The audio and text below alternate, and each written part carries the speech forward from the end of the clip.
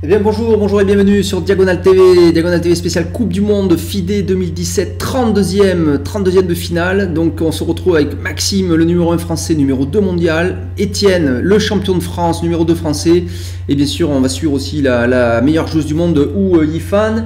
Alors tout de suite pour les résultats de Étienne et de Hou Yifan qui ont fait match nul, notamment alors Yifan a fait des matchs nuls face à Aronian, Levon Aronian, qui fait partie vraiment du top 10 mondial. Il doit sans doute même être 3e ou 4e joueur mondial actuellement, à vérifier. Mais c'est quand même un bon résultat. Bon, c'était avec les Blancs, ça va être dur quand même pour la meilleure joueuse du monde, avec les Noirs face à Aronian. Il va falloir vraiment qu'elle sorte le super grand jeu et espérer, pourquoi pas, après une qualification qui serait un exploit, hein, vraiment, pour Hou Yifan, ça ferait un super exploit. Mais elle en a les capacités, elle est capable de surprendre. Il faut donc avoir un œil sur Hou Yifan dans cette Coupe du Monde. Et bien sûr, on va regarder donc la partie de Maxime, un petit mot aussi sur Carsen, hein, qu'il a emporté. Hein, il a emporté aujourd'hui sa première manche. Et donc on va avoir une très belle partie de Maxime Vachier-Lagrave face à donc, Boris Gratchev, 2654 Elo, alors que Maxime a 2804 Elo. Numéro 2 mondial pour le français. C'est parti avec E4, C5, cavalier F3. Les Noirs choisissent une variante où ils attaquent le pion E4, Maxime défend. Et là tout de suite D5, une variante tendue tout de suite pour les Noirs qui propose une arrivée centrale très rapide pour les pions. E5 attaque le cavalier. Et cavalier D7. Et alors ici on peut prendre le pion D5, mais les Noirs dans ce cas-là reprendraient le pion E5 et la dame attaque le cavalier. Donc on récupère le pion avec une attaque. Les Blancs choisissent une variante plus positionnelle là, pour Maxime. Très intéressant. E6 attaque le cavalier D7 et le pion F7. Donc ça c'est intéressant. Puisque si le cavalier bouge, on prend F7, on déroque le roi et on a affaibli le prochain. Vraiment on a affaibli le roi. Donc il faut que les Noirs prennent. Mais dans ce cas-là, le problème c'est que ces deux pions gênent le développement du fou F8. Il va falloir jouer G6, fou G7. Et c'est gênant pour les Noirs, ça empêche aussi le fou C8 de sortir. Donc l'idée, voilà, c'est qu'on donne un pion pour que les Noirs s'empêtrent en quelque sorte dans leur propre pion et mettre une grosse pression ensuite sur les colonnes. On va mettre très vite plus tard une tour en E1 et essayer d'attaquer le centre noir. Fou B5, cavalier C6, tout ça est à peu près bien joué. Et petit roc. Voilà, G6, puisqu'on ne peut pas bouger ses pions, là c'est trop long, E5, E6 trop long. Donc G6, fou G7 très vite et on va roquer, il faut roquer très vite avec les Noirs. Dame 2, Maxime vise tout de suite le pion E6. Est-ce que les Noirs auraient pu le défendre? Oui, bien sûr, on peut jouer sans doute cavalier B6, peut-être cavalier F6, peut-être cavalier aussi B8, ça doit jouer, hein, pourquoi pas, pour pouvoir remplacer le cavalier C6 par un autre cavalier en cas d'échange du fou.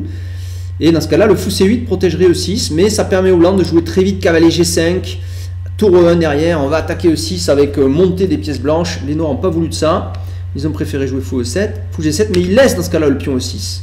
A noter que le roc est donc pas possible tout de suite, puisque bien sûr la dame contrôle la case G8. Donc les Noirs en profitent pour jouer cavalier B6, donc les Noirs rendent le pion, afin d'accélérer leur développement, c'est intéressant. Mais ceci dit, ils sont en train ici de donner même un deuxième pion après ce coup. Ça c'est très osé de la part des Noirs, puisqu'après fou prend, pion prend, dame prend échec, fou prend, tout ça est forcé. Et simplement à la fin, Maxime récupère le pion C5 et comptez les pions, 4 et 3, 7 et 1, 2, 3, 5 pour les Noirs. Donc là les Noirs, après avoir pris un pion, on a rendu quand même beaucoup, hein, parce qu'ils vont maintenant se retrouver avec 2 pions de moins. Mais ils ont fini leur développement. Alors que pour les Blancs, ça va être un peu long.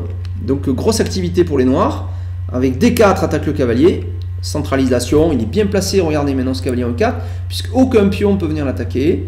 Et si une pièce l'attaque, on pourra toujours jouer D3 qui le protège.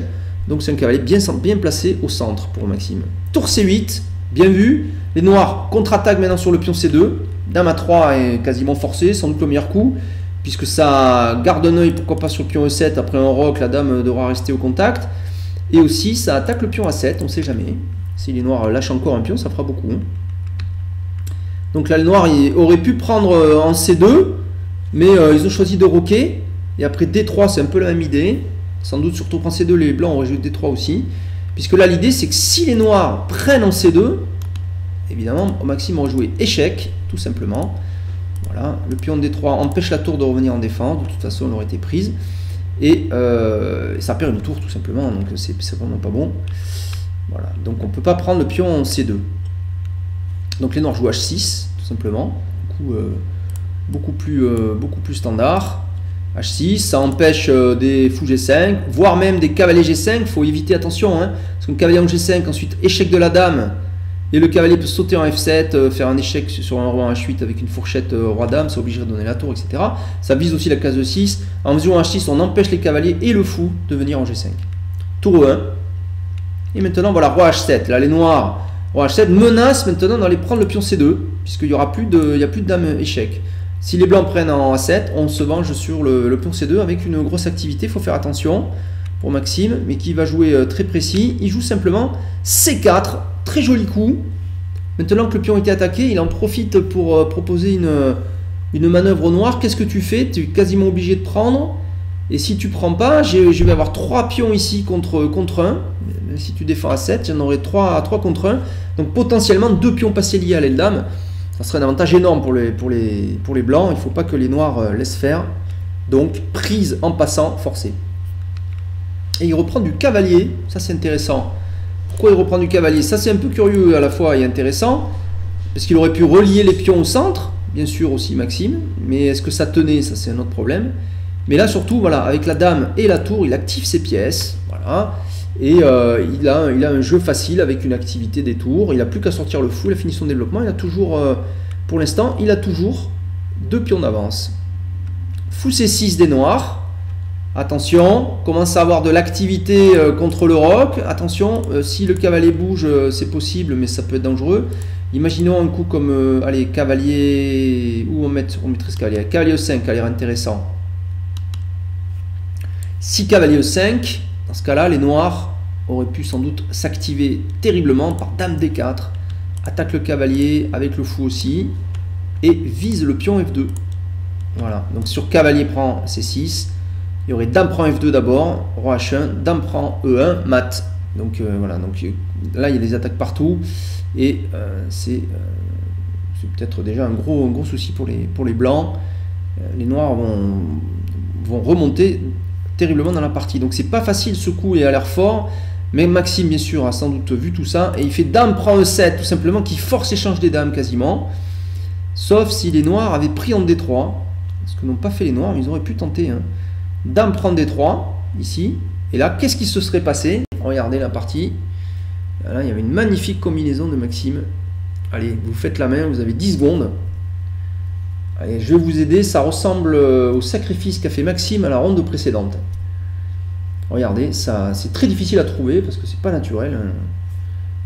Regardez, superbe coup. Si ça avait été joué, c'est pas le cas. Fou prend H6, menace, échec et mat en G7. Que font les noirs? Si roi prend, regardez, dame prend mat. Voilà. Donc après fou prend H6, c'est la mauvaise nouvelle parce que les noirs se retrouvent obligés de défendre le mat. Puis c'est au blanc de jouer, la tour va rentrer en jeu, enfin c'est la cata, hein. C'est vraiment la cata.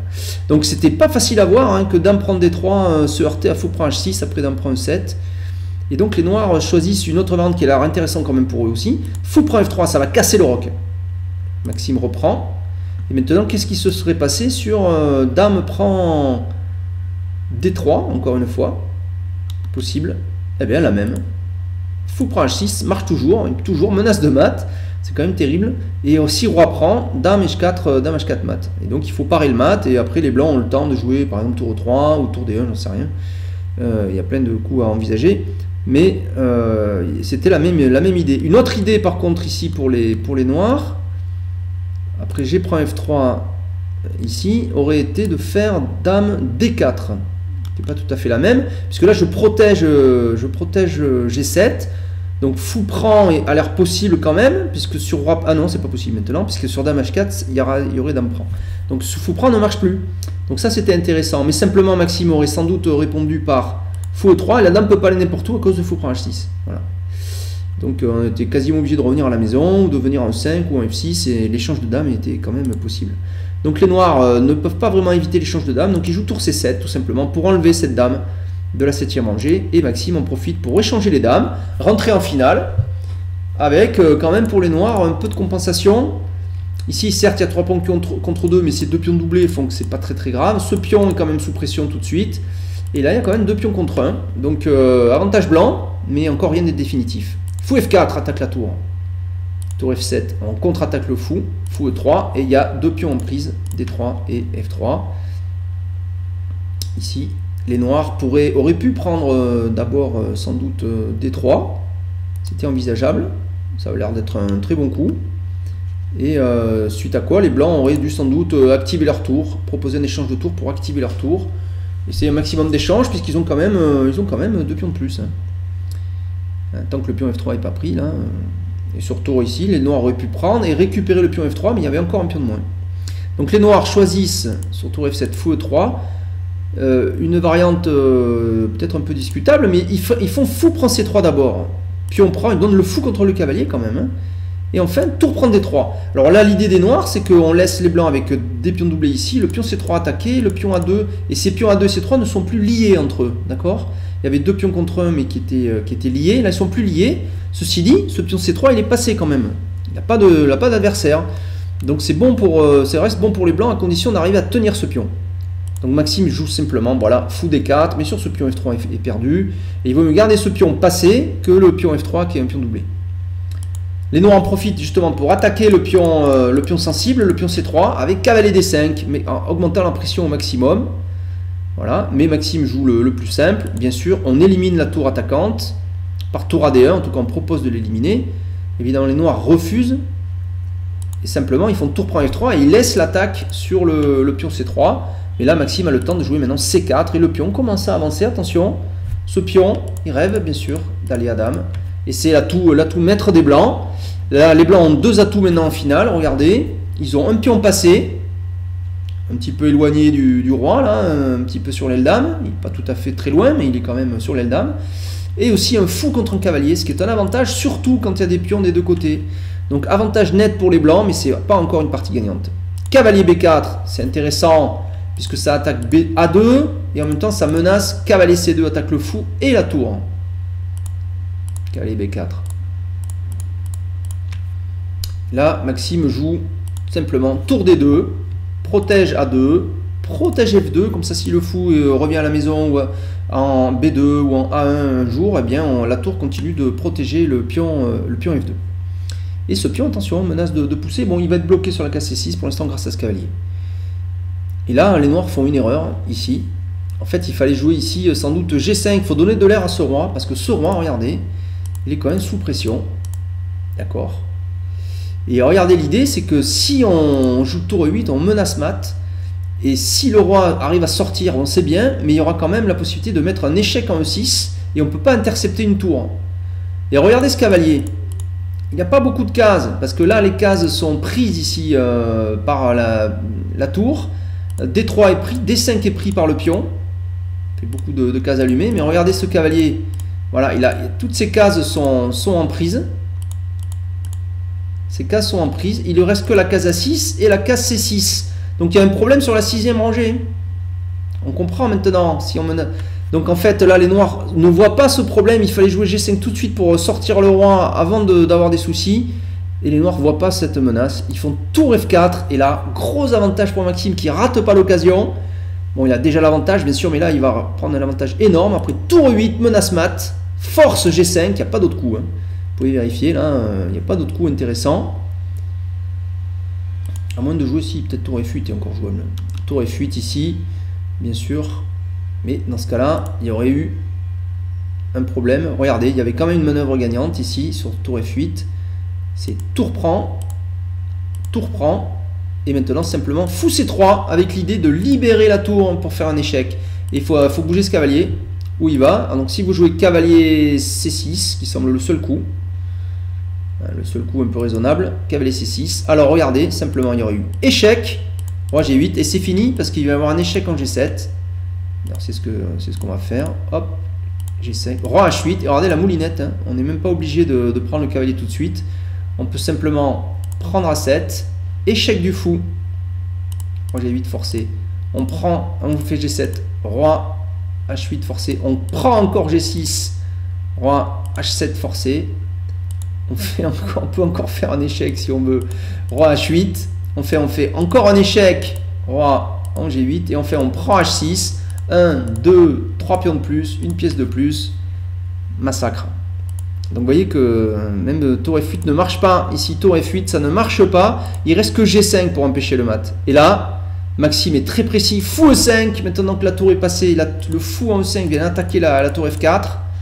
Les noirs jouent tour G4 échec. Roi F1.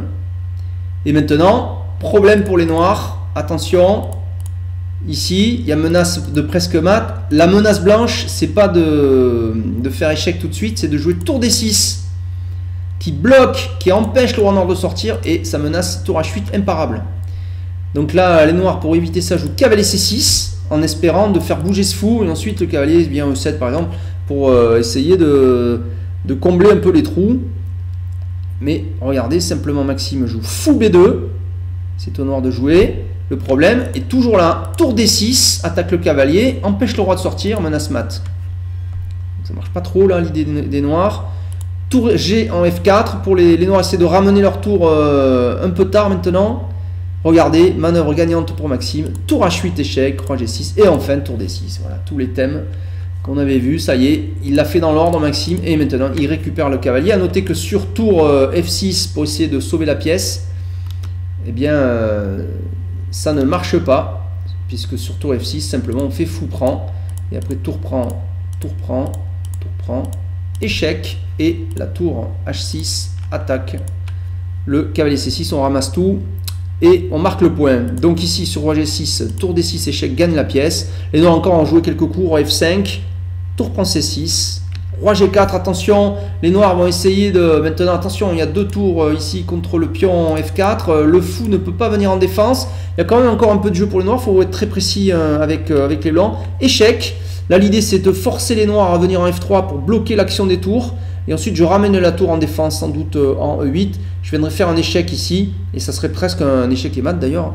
Donc, il faut que les noirs prennent le pion H3. Mais ça permet de sortir, voilà, la tour avec échec. Roi G4. Et maintenant, simplement, voilà, propose un échange de tours. Mais il y a encore un peu de ressources pour les noirs. Regardez, tour B7. Pas mal, intéressant. Problème ici, attention, le fou est attaqué. Et la tour ensuite va pouvoir... faire un échec peut-être en B1, oui c'est ça, attaquant le roi F1. A noter qu'on ne peut pas intercepter la tour, le pion a 7 veilles, on ne peut pas bloquer. Fou E5 pour Maxime, mais attention, le roi peut se faire attaquer par la tour. Regardez, très joli coup des noirs, roi F3, roi F3, menace mat des noirs. Une possibilité, ça serait de sortir, on pourrait sortir par roi G1. Essayez de sortir en tout cas. Ça paraît dangereux quand même si on sort par roi G1. Voyons ce qui se passe. Il pourrait y avoir quand même tour échec. Roi H2. Et là,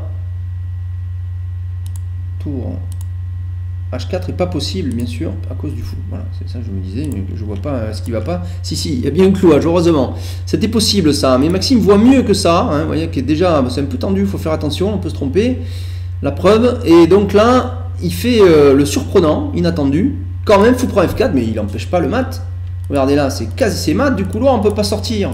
Et non, parce qu'il a tout vu, Maxime. Là, il y a abandon ici des noirs, mais en fait, regardez, s'il avait fait tour B1 échec, fou C1 empêche l'échec et ouf, échec de la tour. Donc le roi va s'en aller, il n'y a plus de mat du couloir, terminé. Même si les noirs récupèrent le fou, eh bien les blancs restent avec une grosse tour de plus et plein de pions, largement de quoi gagner tranquillement. Donc abandon des noirs sur ce joli coup final, fou F4, qui n'a pas peur du mirage tour B1. Il y a simplement fou C1 qui fait échec de la tour. Voilà. Donc très belle victoire de Maxime, qui a pris un avantage qu'il n'a pas lâché. Les noirs qui ont tenté de jouer dynamique et qui eh bien, n'ont pas réussi à contrer les blancs et ont fini par faire une faute dans une finale. Avec, vous voyez, même en finale, il peut y avoir des attaques de mat quand il y a quand même un peu de matériel, avec un roi qui est un peu dans le coin comme ça. Donc très belle victoire de Maxime qui prend bien sûr l'option une option maintenant sérieuse pour se qualifier en 2 parties, ce qui serait encore bon, bien sûr, non seulement pour le moral, mais aussi pour la condition physique de fin de tournoi. Ça évite de jouer des départages s'il arrive à passer ce premier tour. Voilà, en tout cas, avantage à Maxime, Étienne Bacro en ballottage, ou Yifan en ballottage aussi. On verra la suite lors de la deuxième manche de ce 32e de finale de Coupe du Monde. Voilà, merci de m'avoir suivi sur Diagonale TV. Vous pouvez retourner, bien sûr, voir les vidéos précédentes et suivantes sur la chaîne diagonaletv.com. Voilà, merci, au revoir, à bientôt.